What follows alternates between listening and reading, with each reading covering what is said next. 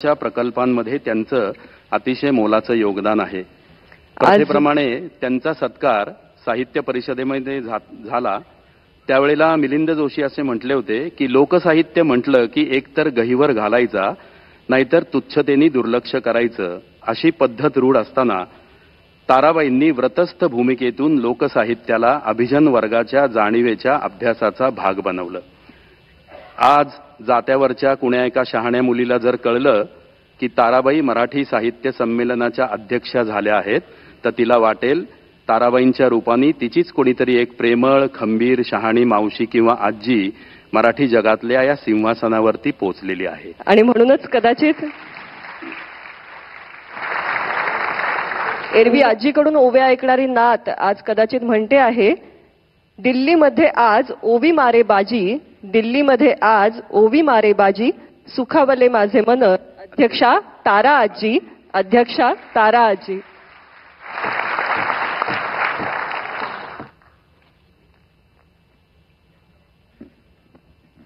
नमस्कार। 2 कमी 100व्या साहित्य संमेलनाच्या निमित्ताने आपण जमलेले आहोत। ही लोकभाषा आहे। 98व्या मराठी साहित्य संमेलनाच्या निमित्ताने आपण जमलो, ही अभिजात भाषा आहे। आणि आपण सगळी मंडळी या निरनिराळ्या बोलींच्या मधनच बोलत आलेले आहोत आणि या सगळ्या बोलींचं संमेलन म्हणजे अखिल भारतीय मराठी साहित्य संमेलन आहे असं आपण म्हणू। या संमेलनाचं उद्घाटन सन्माननीय देशाचे पंतप्रधान करत आहेत। ही आमच्या दृष्टीने फार आनंदाची गोष्ट आहे। या संमेलनाचे स्वागताध्यक्ष आमच्या महाराष्ट्राचे जाणते नेते असं ज्यांना आम्ही ओळखतो ते शरदचंद्रजी पवार। संमेलनातला आवर्जून उपस्थित राहिलेले महाराष्ट्राचे मुख्यमंत्री नागपूरहून खास आले म्हणजे पुन्हा विदर्भातनं आले, असा सगळा महाराष्ट्राचा कानाकोपरा इथे जमलेला आहे।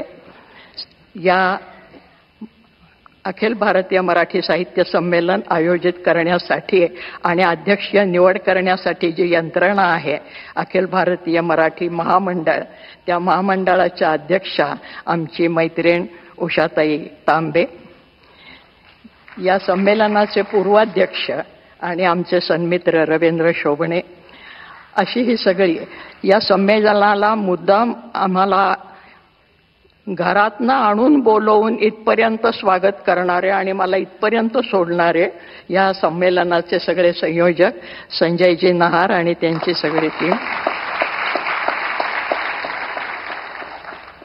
आपण सगळी मराठीवर उदंड प्रेम करणारी माझे बहीण भावंडांनो, आज फार काही बोलायचं नाही असा दम भरलाय मला, कारण नंतर बोलायचंय।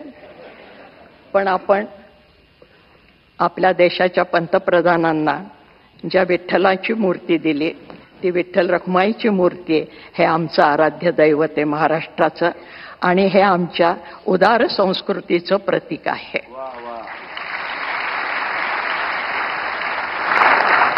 कारण हा विठ्ठल आला कुठून? कानडावो विठ्ठलू कर्नाटको, कर्नाटकातनं आला, महाराष्ट्रामध्ये स्थिर झाला आणि आजही वारीसाठी जी मंडळी येतात ती नुसती मराठी मंडळी नसतात। महाराष्ट्र, कर्नाटक, तेलंगणापासून ही सगळी मंडळी विठ्ठलाकडे येत असतात। हा विठ्ठल कसा आहे? मराठी माणसासारखा साधा आहे, कष्टकरी माणसासारखा, कांबळ खांदी वहाण पायी डोईस मुंडासे, श्यामल रंगी सान रूपते साधेपण भासे। आत्ताच आपण मूर्ती पाहिली।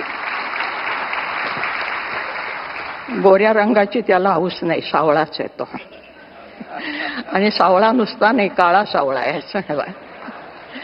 महाराष्ट्राला जो रंग आहे त्या रंगाचाही अभिमान आहे। असा हा विठ्ठल तो सर्वांना सामावून घेणारा. त्याचे भक्त जर तुम्ही पाहिले तर सर्व जाती जमातीचे भक्त त्याच्या पायाशी जाणारे आहेत. त्याच्यात सर्व व्यवसाय करणारी मंडळी आहेत, सुतारे, लोहारे, चांभारे, गावकुसाबाहेरची मंडळी आहेत, उच्चवर्णीय आमचे एकनाथ महाराज आहेत आणि सगळ्यांचे शिरोमणी ज्ञानेश्वर महाराज आहेत, ज्यांचं पसायदान आपण ऐकलं. या प्रत्येकाने या मराठीची स्तुती केलेली आहे, हे आपल्याला माहीत आहे. माझा मराठाची बोल कवतुके परी अमृतातेही पैजा जिंके, असं म्हणणारे ज्ञानेश्वर महाराज. संस्कृत भाषा दैव्य केली, प्राकृत काय चोरापासूनही आली, असं ठणकावून सांगणारे आमचे एकनाथ महाराज. तेव्हा ही अभिजात मराठी झाली, त्याचं पायाभरण करणारी ही सगळी मंडळी आहेत. आणि ज्या वेळेला महाराष्ट्रामध्ये शिवाजी महाराजांनी राज्य स्थापन केलं, त्याचे विश्लेषण करत असताना महाराष्ट्रामध्ये शिवाजी महाराजांनी राज्य कसं स्थापन केलं त्याचं विश्लेषण आमच्या न्यायमूर्ती महादेव गोविंद रानडे यांनी असं केलेलं आहे की संतांनी शिवाजी महाराजांच्यासाठी भूमी निर्माण केली होती. कारण मराठी भाषा जी टिकवली ती संतांनी टिकवली. भाषा ही प्रत्यक्ष जीवनात असावी लागते, कारण भाषा ही एक जैविक अशी गोष्ट आहे, जिवंत. जर भाषा बोलली तर ती जिवंत राहते, नुसती पुस्तकातनं आणि ग्रंथातनं ती जिवंत राहत नाही. म्हणून भाषा ही जैविक आहे.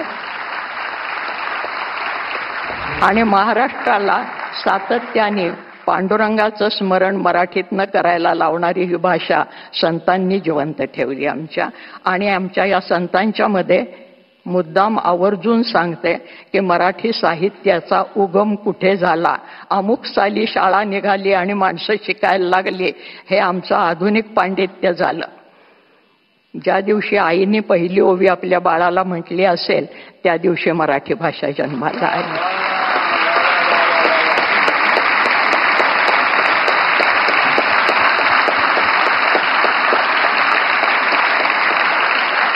कांदामुळा भाजी अवघी विठाबाई माझी, लसूण मिरची कोथिंबिरी अवघा झाला माझा हरी, असं म्हणणारा आमचा सावता माळी, त्यांनी ही भाषा जिवंत ठेवलेली आहे. फार कशाला, जनाबाई मुक्ताबाई तर आपल्याला माहितीच आहेत की विठ्ठलाला आणि जनाबाई बरोबर दळायला लागला, कांडायला लागला, पाणी भरायला लागला. जनी बैसली नाही आला, पाणी नाही सणाला. मुद्दाम बोली भाषेत सांगते, जनी बैसली नाही आला, पाणी नाही सणाला, हाती घेऊन घागरी देव निघाले तातडी, जनाबाईला आंघोळ घालायला. ही आमची मराठी भाषा. आणि ह्या मराठी भाषेला अभिजात दर्जा मिळालाय. या सगळ्यांना मिळून हे अभिजातपण आलेलं आहे. जास्त आत्ता बोलत नाही, पण आमचा हा विठू सगळ्यांना आपल्या पदराखाली घेणारा आहे, आपल्या सावलीखाली घेणारा आहे. या संतांच्या मध्ये अंत्यज म्हणजे ज्याला आज आपण बीसी आणि ओबीसी वगैरे म्हणतो, ही सगळी मंडळी त्याचे परमभक्त आहेत. हे कुठल्याही शाळेत शिकले नाहीत, त्यांना कोणीही शिकवलं नाही, आणि तरी सुद्धा ते मराठीमध्ये काव्य करत होते. याचा अर्थ मराठी फक्त लिखितमध्ये नाही, ती बोलीतनं निर्माण झाली, बोलीमधनं पसरली, आणि म्हणून शिवाजी महाराजांना खेड्यापाड्यातले मावळे मिळाले. भाषा ही जिवंत राहिली त्यांच्यामुळे.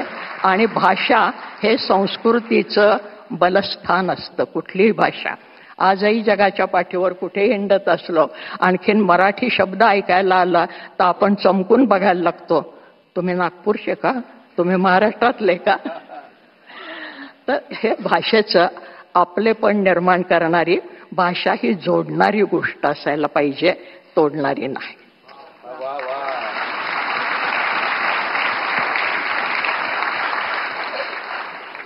पंतप्रधान महाशय हे महाराष्ट्राचं प्रतीक म्हणून आपल्याला दिलेलं आहे की ही भाषा जोडणारी आहे.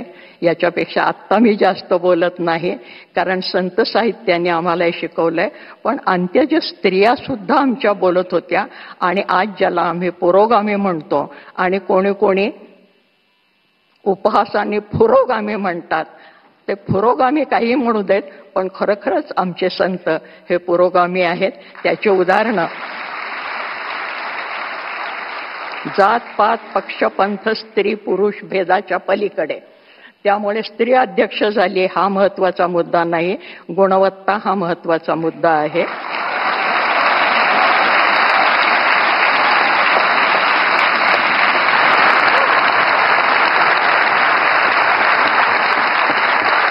आणि म्हणून दिल्लीचं तख्त राखणारा महाराष्ट्र माझा हा साहित्यातनं जिवंत राहिलेला आहे, कर्तबगारीतनं जिवंत राहिलेला आहे.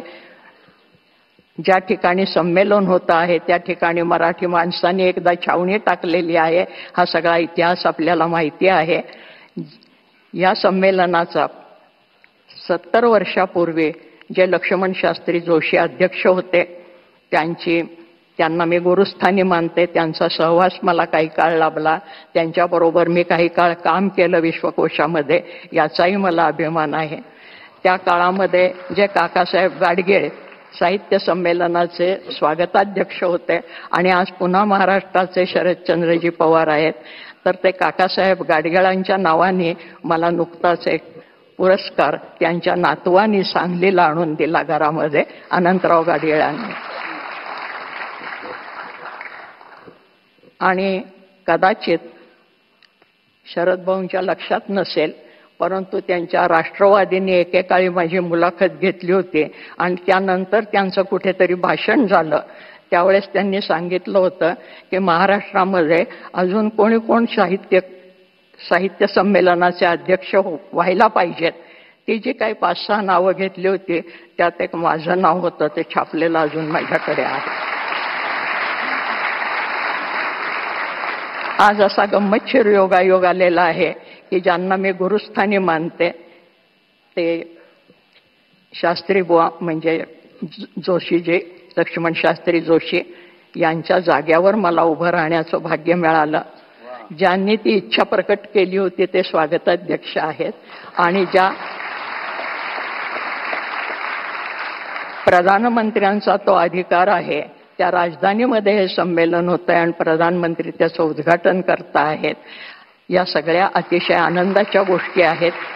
हा आनंद आपण पुढचे 3 दिवस सगळ्यांच्या संगतीमध्ये घेणार आहोत आणि आपण एकमेकांचं मैत्र जोडून पुढे जाणार आहोत. कारण भूता परस्परे पडो मैत्र जीवांचे, हे ज्ञानेश्वर महाराजांनी सांगितलं.